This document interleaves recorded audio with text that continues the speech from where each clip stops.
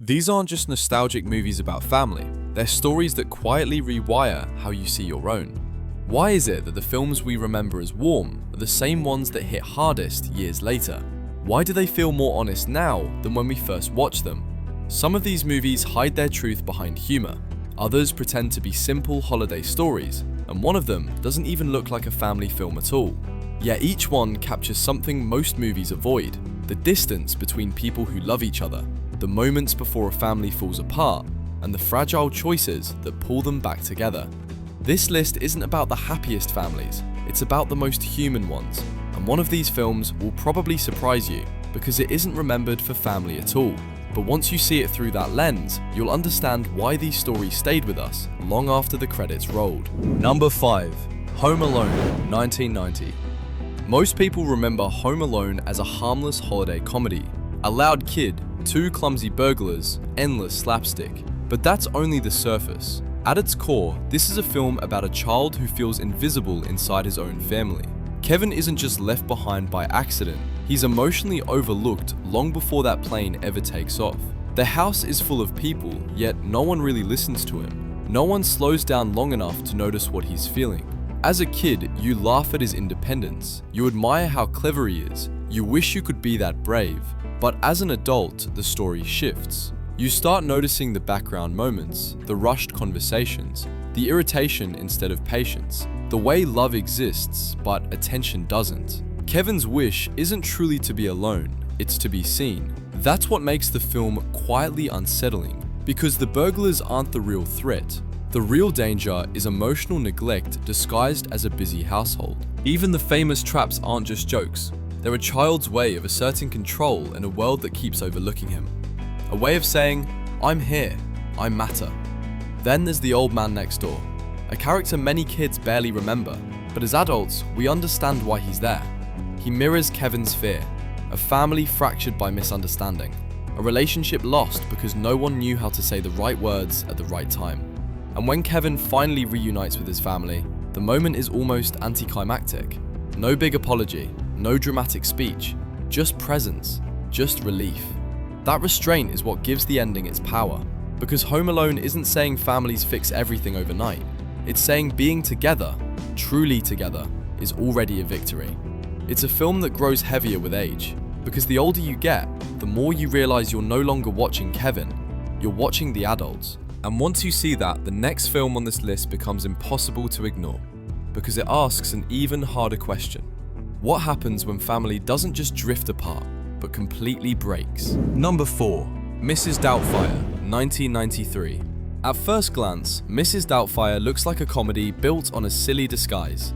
Bright jokes, fast pacing, Robin Williams at full energy. But underneath the humor is a story that hurts more the older you get. This is a film about a family that doesn't collapse because of hatred. It falls apart because love alone isn't enough.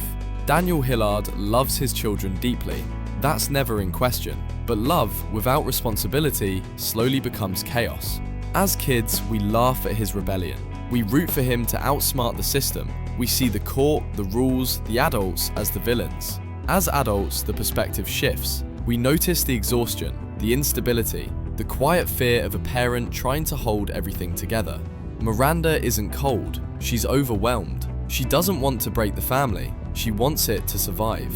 That's what makes the divorce in Mrs. Doubtfire so unsettling. There's no clear villain, just two people who couldn't grow in the same direction. Daniel becoming Mrs. Doubtfire isn't just a gag, it's desperation disguised as comedy. A father choosing humiliation over absence. A man willing to erase his own identity just to stay close to his children. And that's where the film quietly breaks your heart, because the fantasy isn't that the parents reunite. The real fantasy is that love alone could undo damage already done. When the truth finally comes out, the film refuses to take the easy way out. No miracle reunion, no sudden forgiveness. Instead, it gives us something rarer: acceptance. Daniel doesn't get his old life back, he gets something harder, a new role, a smaller space, a different kind of presence. And that's the moment that defines Mrs. Doubtfire. It understands that togetherness doesn't always mean living under one roof. Sometimes it means learning how to love from a distance. That honesty is why the film lasts, because real families don't reset, they adapt. And if Mrs. Doubtfire explores what happens when a family breaks but still tries to stay connected, the next film on this list goes one step further by asking what happens when a family is split in two, and the children are the ones forced to fix it. Number 3. The Parent Trap, 1998. The Parent Trap is often remembered as a harmless family remake. Two identical girls, a summer camp prank, a clever switch. It feels light, almost innocent. But underneath that playful setup is a strangely sad idea. Two children growing up with half of a family and not even knowing what they're missing.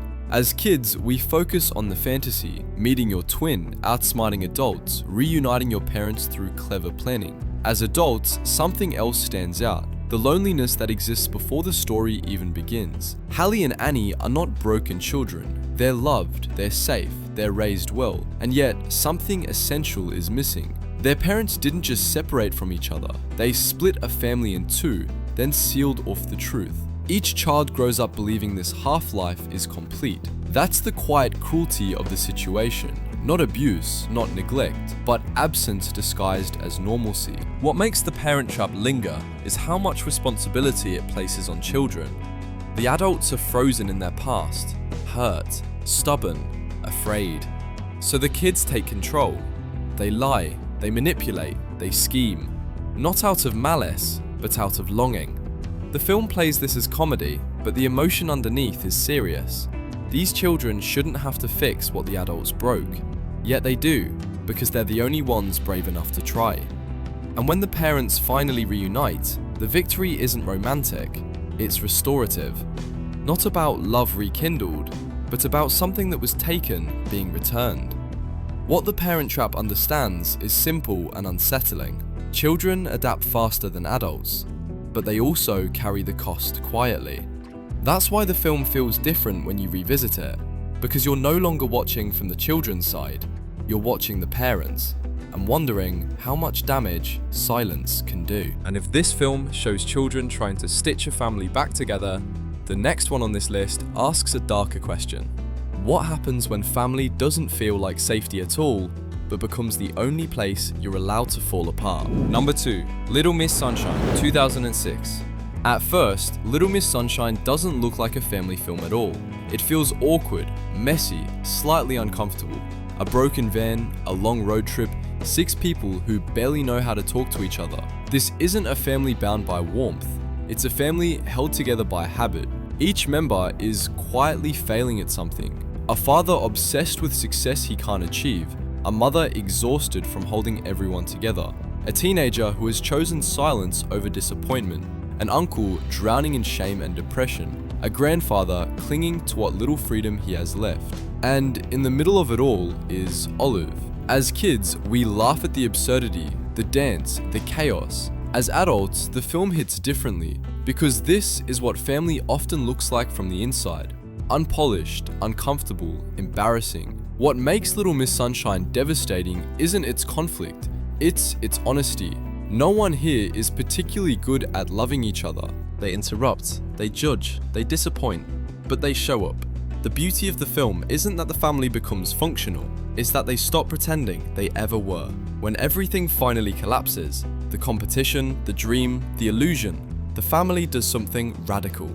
They choose togetherness over dignity. They step onto the stage. They dance. They fail publicly.